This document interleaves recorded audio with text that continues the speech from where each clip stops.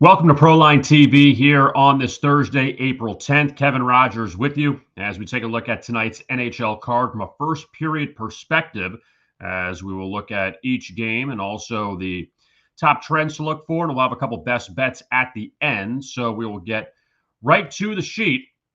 And we see here that this is my Google sheet that I update every single day during the NHL season. It's only for first period plays, and we can look at every single team's logs as well.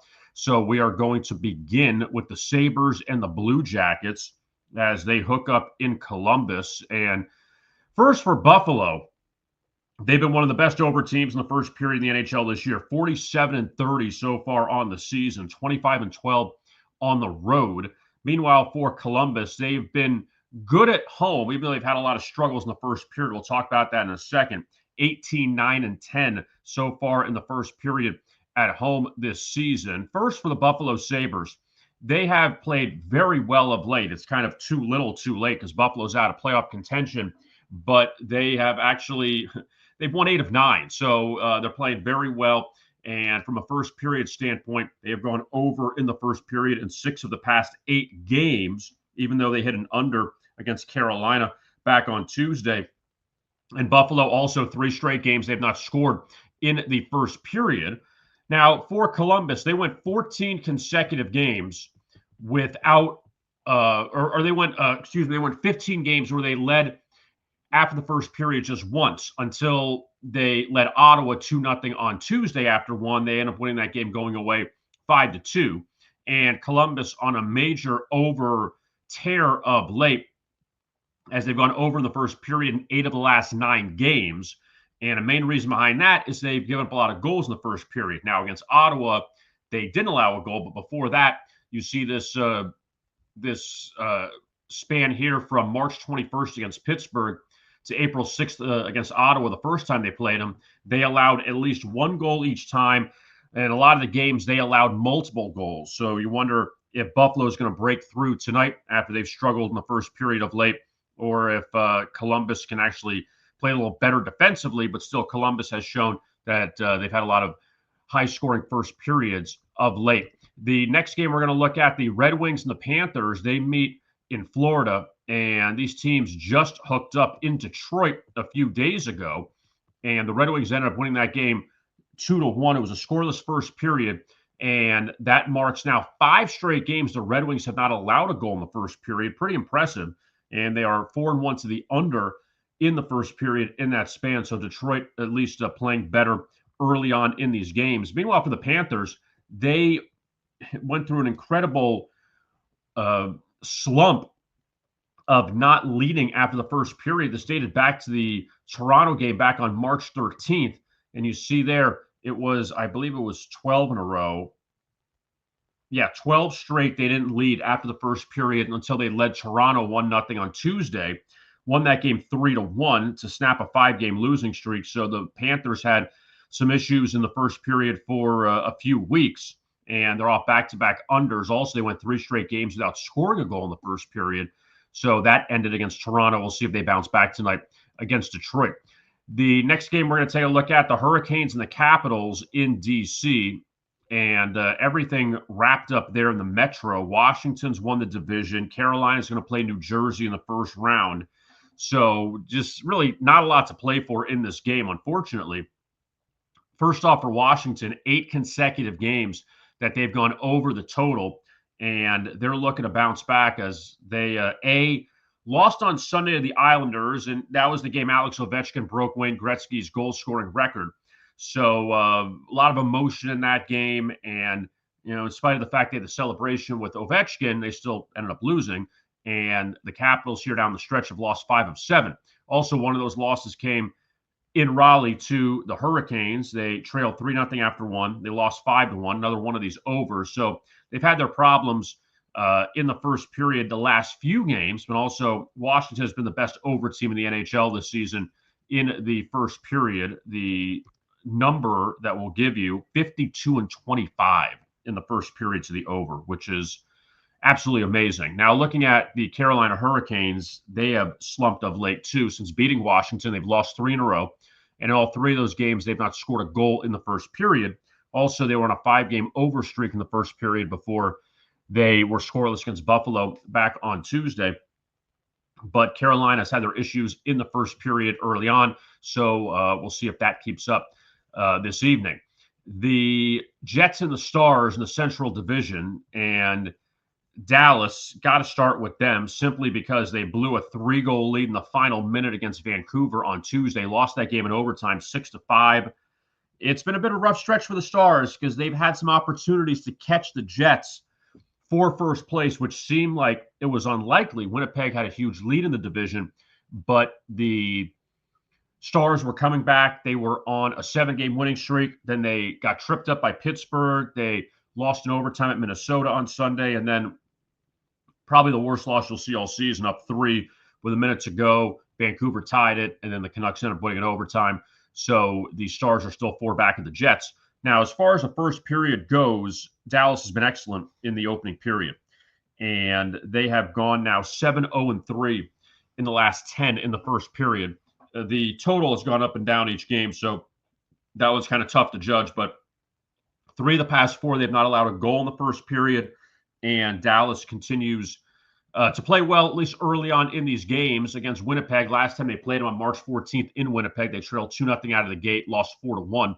So I'm sure there's a little bit of revenge there.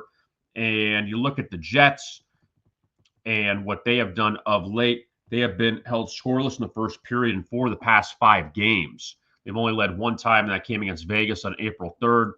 They've gone under in the first period the past 2. And against St. Louis, they stopped the Blues' long winning streak back on Monday, won that game 3-1, but still Winnipeg's had their problems in the first period. So maybe Dallas could be a look tonight. And obviously the Stars want a better start after what happened on Tuesday. So now let's see what Vancouver does. They're in Colorado tonight against the Avalanche. And when they played them on February 4th in Vancouver, it was a 0-0 game. Vancouver ended up winning 3-0. And the Canucks, who actually, before the Dallas game, this was kind of an interesting number, 15 of their previous 16 road games, they didn't trail after the first. And then, of course, they trailed after the first against Dallas. So 15 of the past 17 games on the road, Vancouver has not trailed. Now, in the 2 games they did, both came against Dallas. So figure that one out. But they're off this crazy win over the Stars. That's now 3 straight games they've gone over in the first period. 4 straight that they've allowed at least a goal in the first period. You see, before that, from March 20th to March 30th, on that 6-game road trip, they didn't allow a goal in the first period. And now in the last 4 games, they've allowed 6 goals in the first period. So things have kind of gone the opposite way for the Canucks in this during this stretch. Now, looking at the Colorado Avalanche, they ended up coming back to beat Vegas on Tuesday, but they've had their struggles in the opening period. They've been held scoreless 3 of the past 4 games in the first period, and they will look for a better start here against Vancouver. Colorado, just give you this number on them at home, 10, 17, and 13 in the opening period at home. So not really great for Colorado so far this season at home.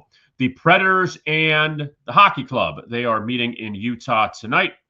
And we'll start with Utah, who lost at Nashville back on November 9th, 4-0. They trailed 2-0 after the first period.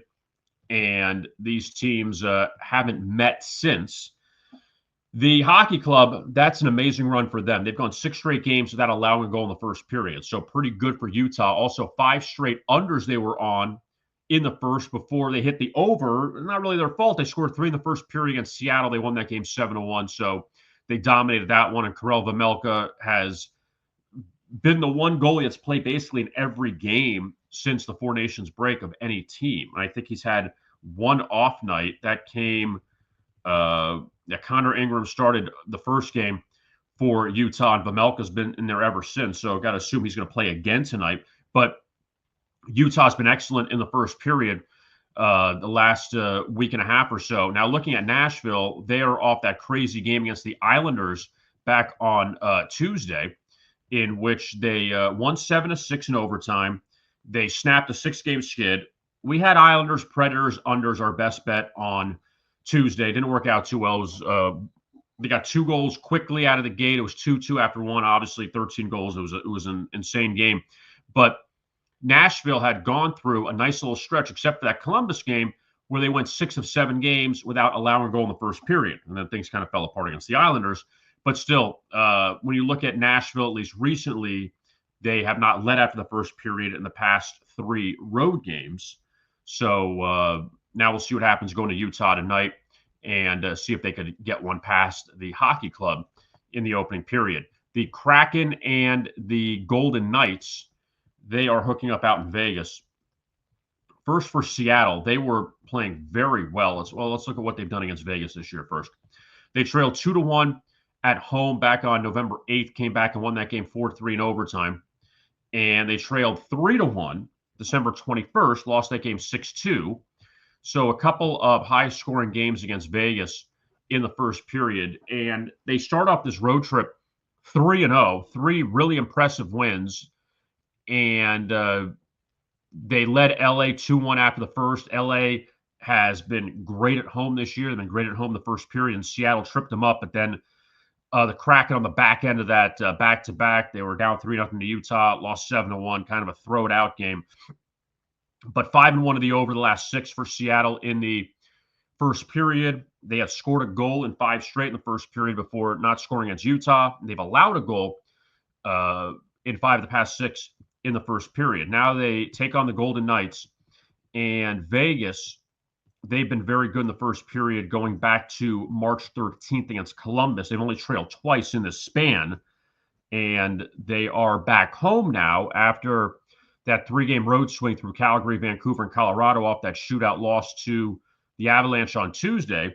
So we'll see how they respond here in their first game back. But looking at a couple of games in which the Golden Knights were back from a road trip, they led Edmonton 1-0. After one, they were scoreless with Boston. They were up big on Chicago 5-1. They led the Panthers 1-0. So for the most part, before that St. Louis game on the 20th, they've had some good success at home after returning from the road. So it's not really the theory of, they're going to struggle coming back home. The Ducks and the Kings in LA, the Battle of Southern California tonight. And first for the Kings, we had discussed how good they've been at home, or actually really home and overall. Going back to the 8th of March against St. Louis, look at this stretch here. They allowed 1 goal in the first period until they gave up 2 to Seattle back on Monday. So LA has been unbelievable in the first period before that loss to the Kraken. And now they face Anaheim, and the Ducks are off a win last night over the Flames in overtime. But the Ducks, though, they have struggled recently in the first period. They've been outscored 6-1 the last 3 games. Well, granted, 5 goals came against Vancouver back on April 5th, but still they scored only 1 goal in the past 3 games. And Anaheim, as far as what they've done this year against LA, scoreless in the first on February 8th, the game they won in the shootout. And before that, they were scoreless in the first on November 29th in Anaheim, another 2-1 loss, scoreless in the first. So 3 games between Anaheim and LA, all scoreless in the first period. So that one we'll see if it remains tonight. And the Ducks playing with no rest. And granted, not making a long trip to LA, but still playing with no rest this evening. And that's the look at the games before we get to our best bets. So let's do that now. And our first best bet tonight, we're going to go a little, I don't use the term contrarian, just more of a do factor type thing by fading the Bruins, more so than backing the Blackhawks here. So we're looking at Chicago plus 135. And why I like Chicago. Let's go to Boston now. So Boston, they, in the last 4 games in the first period, they have not allowed a goal. And they have won the last 3 first periods, 2-0 against Carolina, 2-0 against Buffalo, 2-0 against New Jersey. And you see they're plus 155 against Carolina in the first, plus 135 against Buffalo, and plus 155 against New Jersey. Now you are a favorite. You're flipped back to the favorite role, and Boston has had a miserable season. They've had trades, injuries, coaching changes, everything. I just think that Boston, you're not going to keep it up again now coming back home into the favorite role. we know how bad Chicago's been. There's no denying that. So we're not going to say Chicago's better than they are. Now, the only good sign here for the Blackhawks, going back to March 28th against Vegas, they have allowed 2 goals in the first period in the last 6 games. Now, they haven't scored a goal in the last 2. Both came against Pittsburgh, but they've allowed just 2 goals in the first period in the last 6 games. Spencer Knight has played well enough in net, now getting an opportunity to start in Chicago after he got traded from Florida. But I'm going to go with Chicago here. More of a fate of Boston. I just think they're not going to keep it up again for a 4th straight game to score 2 goals in the first period. Now, our second best bet is an under between the Rangers and Islanders. And yes, I got burned on the Islanders the other night against the Predators. So let's go back to the well with the with the Islanders under. Why not? All right. First off, with the Islanders, they are 9-2 to the over in the first period of the last 11 games. Okay, so they're on this nice overrun. But the under is still at the over is still sitting at -105 for tonight, depending on where you look. Now, the Islanders and Rangers, they have hit the over, I know in the first 2 meetings. Let me make sure if it was the 3rd meeting as well. Okay, the first meeting was under. The last 2 have been over, and the Rangers have pretty much had the Islanders number. But also, the Rangers are playing with no rest tonight after they ended up getting blown out in the 3rd period by the Flyers last night at the Garden. So now the Rangers, obviously, it's a short trip to Long Island. But, yeah, they've been torched the last few games, giving up 17 goals. So you think the Rangers would want to play a little better tonight. Igor Shesterkin will play. Jonathan Quick played last night. But you see where the Rangers led 1-0 last night after 1. They didn't have a good first period against Tampa Bay on Monday, but this team has scored just 2 goals in the first period in the past 4 games. And now you got to see if Igor is going to play well, even though the numbers have not stated that he's played well in the first period. But still, I just think that the Islanders, after this game against the Predators the other night, it's going to be a little tighter against the Rangers, and also New York playing with no rest, that you won't see as much jump out of them. So we're going to go with the Rangers Islanders under in the first period as our second best bet. Don't forget to like and subscribe to our YouTube channel here at Proline TV, as we have not only the NHL breakdowns, but also NASCAR, as well as Major League Baseball this season rolling along as well. NBA playoffs are coming up in a little over a week. So looking forward to all of that. So don't forget, again, to like and subscribe to Proline TV here on YouTube.